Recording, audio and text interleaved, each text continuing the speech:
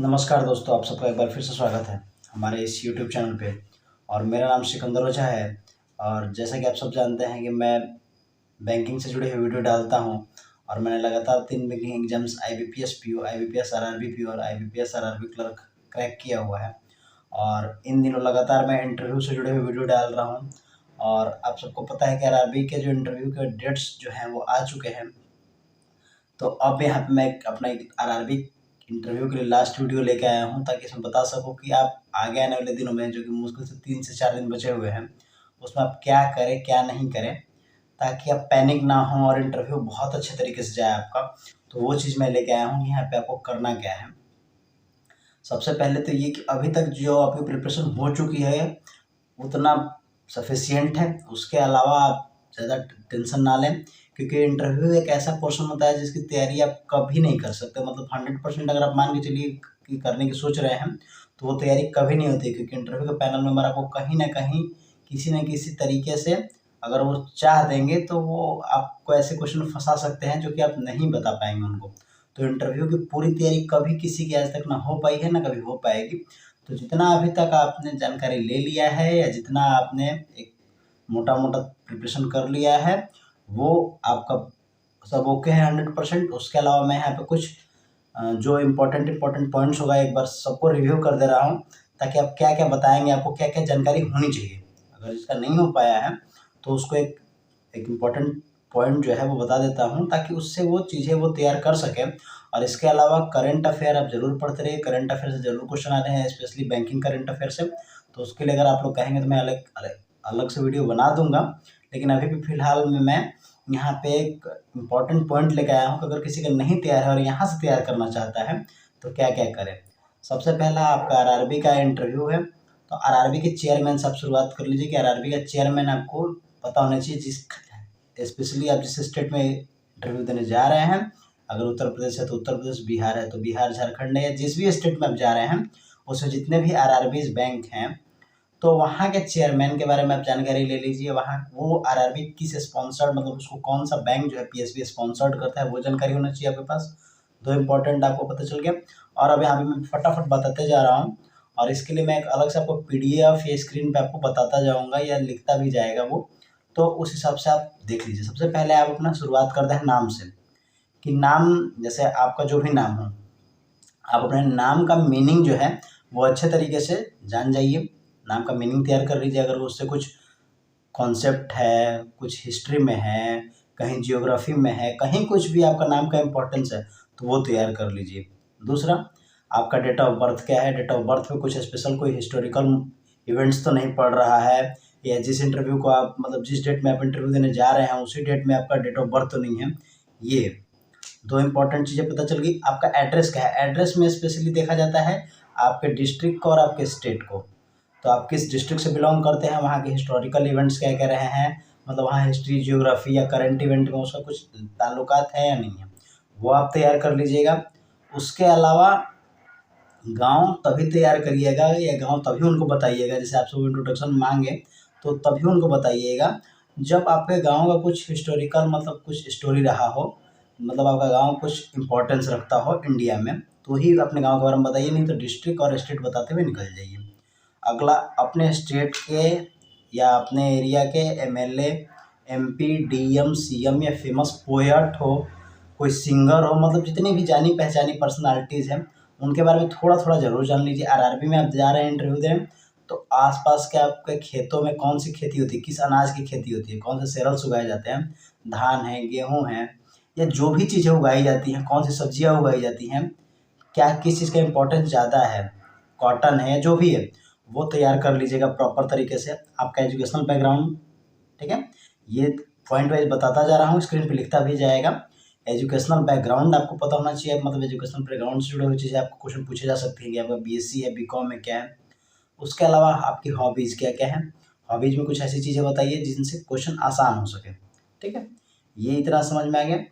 और जब आप इंट्रोडक्शन दे रहे हों तो डायरेक्टली अपने ग्रेजुएशन के बारे में बताइए, 10th-12th के बताने की ज़रूरत नहीं है, ठीक है। आप उसके अलावा लेटेस्ट जॉब कुछ कर रहे हों या वर्क कर रहे हों, तो वो ज़रूर उनको बताइए, मेंशन करिए, उससे प्रॉफिट मिलता है।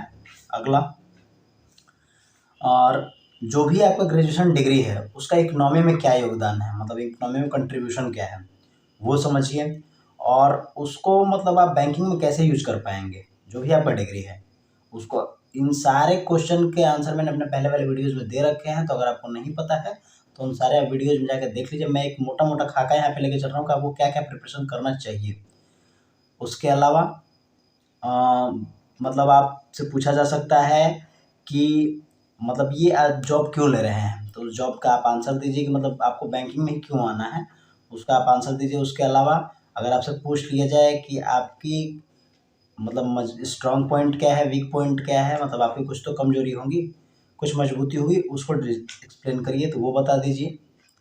वाई बैंकिंग नाउ, या मतलब ये पूछा जा सकता है कि आपने इतनी सारी मतलब कोर्स किया, बीटेक किया या कुछ भी किया, बीकॉम वालों के लिए तो ठीक है, अलग अलग जगह पे और भी लोग हैं, तो why banking after your graduation degree. तो जो भी आपने बीएससी लिया, बीए लिया, तो उसके बाद आप बैंकिंग में क्यों आना चाहते हैं, तो उसका प्रॉपर एक वे में बताइए। कुछ उल्टा सीधा आंसर मत दीजिएगा, जेन्युइन सा आंसर दीजिए कि बैंकिंग एक ऐसा सेक्टर है जो कि तुरंत हमको मेरी जो जो भी बेरोज़गारी है उसको दूर करता है, और जो हमको तुरंत एम्प्लॉयमेंट देता है, मतलब इसका जो रिज़ल्ट का प्रोसेस है वो बहुत तेज़ है बाकी सेक्टर्स के मुकाबले, और एक अच्छा सैलरी भी देता है, प्रोवाइड कराता है। और मतलब लाइफ जो फैमिली बैलेंस, मतलब जो फैमिली लाइफ है और जो प्रोफेशनल लाइफ है, उन दोनों को बैलेंस करने में इससे मदद मिलती है। बस ये सब चीज़ें होनी चाहिए, ठीक है। उसके अलावा इसके अलावा ज़्यादातर क्वेश्चन नहीं आ सकते, हो सकता है गैप से कुछ जुड़े हुए क्वेश्चन पूछे जाए कि आपने गैप मतलब इतने साल क्या किए, तो उसमें आप अपना जो भी जेन्युइन सा आंसर वो दे दीजिए, बता दीजिए कि आपने उन गैप में क्या-क्या प्रिपरेशन किया। इसके अलावा कुछ करंट अफेयर के इश्यू में जो कि पकड़ना चाहूँगा, न्यूज़पेपर तो आप पढ़ते रहिए, और अब ज़्यादा टेंशन लेने की ज़रूरत नहीं, जो तैयार हो गया। उसके अलावा आरबीआई, नाबार्ड ये सब आप प्रिपेयर करते चलिए। आरबीआई के जो गवर्नर हैं उनके बारे में, ठीक है, 21 नंबर पे आते हैं वो गवर्नरशिप में। और उसके अलावा अभी हाल-फिलहाल में जो करंट अफेयर पे बात करें, तो जो नोबेल अवार्ड डिक्लेयर किया गया है 2023 का, उसके बारे में जान जाइए। स्पेशली इकोनॉमिक्स का, जैसे क्लाउडिया गोल्डन को मिला है, तो किस लिए मिला है ये आप पढ़ के जाइएगा। एशियन गेम में पहली बार इंडिया ने 100 प्लस मेडल लेके आए हैं पहली बार। तो एशियन गेम कहाँ पे हुआ था, कौन सा नंबर का एशियन गेम था, अगर आपके स्टेट से जुड़ा हुआ है, मान लीजिए आप यूपी में देने जा रहे हैं, यूपी से कोई खिलाड़ी अगर है फेमस, तो उसके बारे में जानकारी रखिए। या बिहार है तो बिहार से, या छत्तीसगढ़ है या झारखंड है, कोई भी है, कोई भी जिला कोई भी स्टेट का हो, तो उस प्लेयर के बारे में ज़रूर थोड़ा बहुत पढ़ लीजिए। उसके अलावा भी हाल फिलहाल में रिजर्व बैंक ऑफ इंडिया ने एमपीसी, जो मॉनेटरी पॉलिसी कमेटी की बैठक होती है, वो ऑर्गेनाइज की। तो वो कितनी तारीख से हुई थी, तो 4 से लेके 6 अक्टूबर के बीच में हुई थी। तो उसमें क्या-क्या डिसीजन लिए गए वो आप पढ़ लीजिए। उसके अलावा एमपीसी जो होती है, उसमें टोटल वो कितनी बैठकें करता है साल भर में, तो टोटल मिनिमम 4 करने होते हैं, और मैक्सिमम मतलब वो कितना भी कर सकते हैं, लेकिन इस बार के जो हैं वो मिनिमम मैक्सिमम 6 रखे गए हैं। हर 2 महीने पे एक जो मीटिंग है वो होगी एमपीसी की, मतलब मॉनेटरी पॉलिसी कमेटी की। उसका अगर मतलब मेंबर के बारे में पूछ लिया जाए, तो उसके 6 मेंबर हैं। जैसे आरबीआई से शक्तिकांत दास, और जो डिप्टी गवर्नर है माइकल देव पात्रा। उसके अलावा राजीव रंजन, आसिमा गोयल, शशांक भिड़े और जयंत वर्मा। तो इन लोगों के बारे में आप जानकारी रखिए। मतलब मोटा-मोटा जो करंट अफेयर अभी हाल-फिलहाल में चल रहा है, जैसे अभी एक क्या चल रहा है, जैसे बैंक ऑफ बड़ौदा का एक फ्रॉड केस चल रहा है कि जो बैंक ऑफ बड़ौदा का जो लाइट ऐप आता है, उनका जो बीओबी ऐप आता है, उस पे रोक लगा दी है आरबीआई ने। तो ये सारी चीज़ें आप मतलब जानकारी रखिए कि करंट में क्या मुद्दे चल रहे हैं। इसके अलावा उस दिन के पेपर को ज़रूर पढ़ के जाइएगा। जब भी आपका इंटरव्यू होगा उस दिन का पेपर ज़रूर आप पढ़ लीजिएगा स्पेशली, क्योंकि पेपर से ही कभी-कभार वो पूछ देते हैं कि हेडलाइन क्या था आज का। उसके अलावा आरआरबी में आपको ज़्यादा टेंशन लेने की ज़रूरत नहीं है, वो आपके बैकग्राउंड से ही पूछेंगे, आपके फैमिली रिलेटेड ही ज़्यादातर क्वेश्चन पूछेंगे। और अगर आप बैंकिंग से जुड़े हुए हैं, तो वो आपसे टेक्निकल वर्ड या इधर-उधर के क्वेश्चन पूछ सकते हैं, तो उसके लिए मैंने आपको टॉपिक दे दिया है। लगभग सारा इश्यू जितने भी टॉपिक्स थे उन सबको एक्सप्लेन कर दिया है। उसके अलावा जो भी समिट वगैरह हुई है, जैसे G20 की समिट इंडिया में हुई थी, तो उन सब के बारे में आप पढ़ लीजिए। जो भी आपके क्वाड कंट्रीज़ हैं, या फिर आसियान है, या वर्ल्ड बैंक है, आईएमएफ है, इन सब को अपना पूरा-पूरा पढ़ के जाइए। एक मोटा-मोटा मैंने आपको बता दिया है पूरा लगभग, तो ये सब कुछ करते हुए जाइए।